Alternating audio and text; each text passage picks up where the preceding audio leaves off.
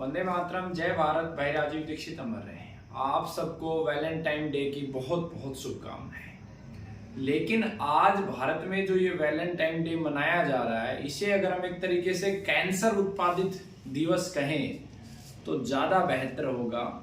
Valentine दिवस को मनाने के पीछे जो लॉजिक है, जैसा राजीव भाई ने भी बताया है कि हमारे यूरोप के क्षेत्र में एक बहुत महान व्यक्ति हुए, सर वैलेंटाइन के नाम से उनको जाना गया। उन्होंने क्या किया कि यूरोप की संस्कृति के अंदर एक बड़ा परिवर्तन किया। यूरोप की संस्कृति में विवाह का कोई नियम नहीं था, विवाह वहां पर होते नहीं थे।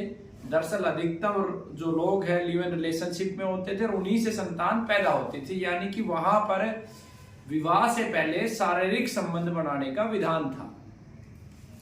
जो सर वैलेंटाइन है, उन्होंने सर्वप्रथम वहां पर शादी का एक तरीके से प्रोविजन किया।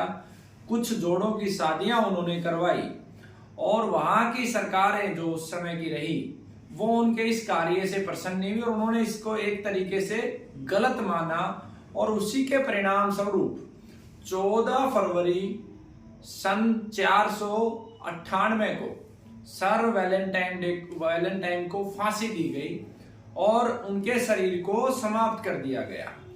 तो जिन जिन जोड़ों की शादियां वैलेंटाइन ने करवाई थी या वैलेंटाइन के कहने से जो जोड़ों ने शादियां की थी, इस 14 फरवरी के दिन को वो सब अपने लिए एक तरीके से एक यादगार दिन, उनकी शहादत दिवस के रूप में मनाने लगे।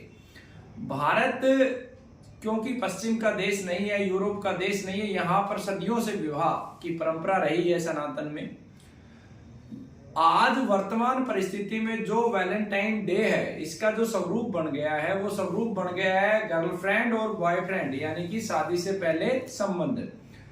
अधिकतर जोड़े इस दिन, जो भी बॉयफ्रेंड और गर्लफ्रेंड होते हैं, वो शारीरिक संबंध बनाते हैं। यहां से कैंसर का उत्पादन शुरू होता है। किस प्रकार से होता है? क्योंकि विवाह से पहले संतान भारत में कोई एक्सेप्ट नहीं करता। संबंधों को भारत ने एक्सेप्ट कर लिया है लगभग, लेकिन संतान को भारत एक्सेप्ट करने की स्थिति में नहीं है, यानी कि चोरी छुपे करता हर कोई है, लेकिन संतान को एक्सेप्ट नहीं करता। तो उसके लिए क्या है? उसके लिए यहाँ पर एक बहुत बड़ा बाजार था।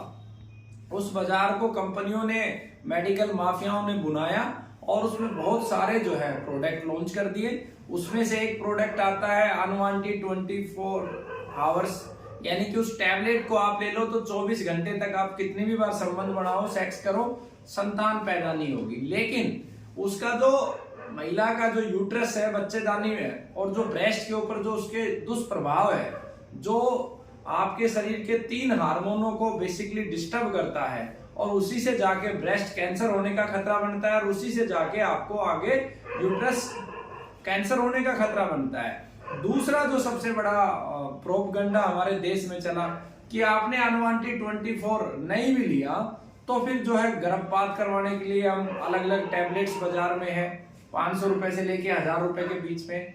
उन टैबलेट्स का जब इस्तेमाल करते हैं तो उससे सीधा सीधा गर्भाशय का कैंसर होने का खतरा होता है, वो भी बहुत खतरनाक है। अगर उसके माध्यम से गर्भपात नहीं होता तो फिर जब अबॉर्शन किया जाता है, वो भी आपके गर्भाशय को बहुत नुकसान पहुंचाता है।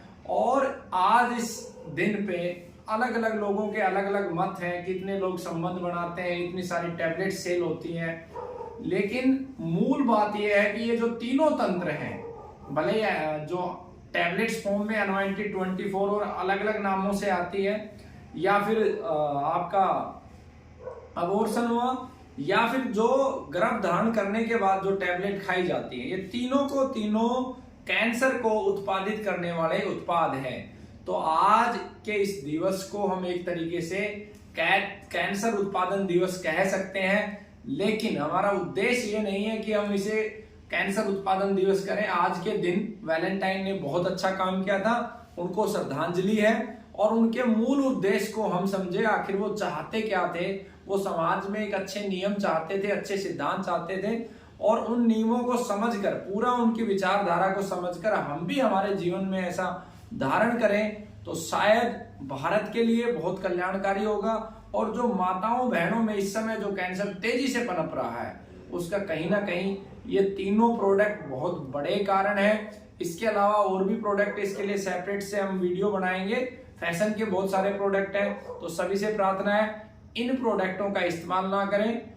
और प्राकृतिक चिकित्सा या आयुर्वेद या जीवन चिकित्सा में बहुत सारी ऐसी दिव्य औषधियां हैं कि आप अपने ऊपर संयम नहीं कर सकते, तो उन औषधियों का प्रयोग करके आप निश्चित रूप से कैंसर, गर्भाशय कैंसर और ब्रेस्ट कैंसर के खतरे से बच सकते हैं। बहुत बहुत धन्यवाद।